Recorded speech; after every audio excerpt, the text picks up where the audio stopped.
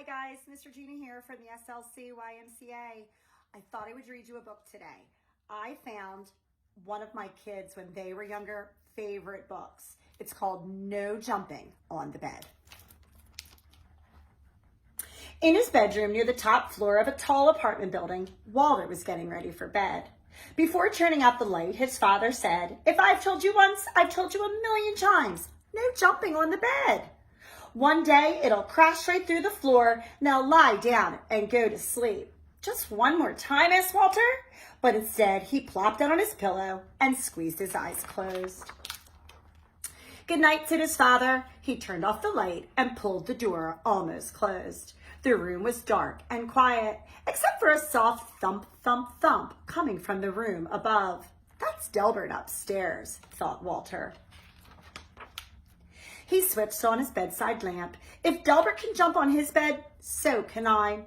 Walter bounced higher and higher. On his last jump, his hair brushed the ceiling. But when he came back down, his mattress creaked, the floor cracked, and the whole bed tipped sideways. Then down through the floor fell Walter, bed and all.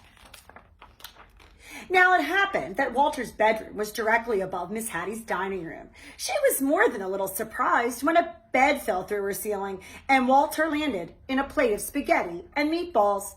"I wasn't expecting company for dinner," she mumbled with a mouthful of meatballs.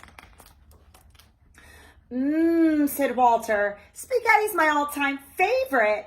But before he could eat, his bed smashed through the table and kept right on crashing down through the floor. Down and down fell Walter, Miss Hattie, the plate of spaghetti, the bed, and all.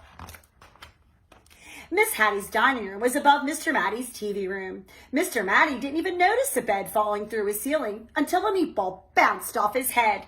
Miss Hattie tumbled into his lap and Walter splashed into his aquarium. "I've already had my bath tonight," said Walter.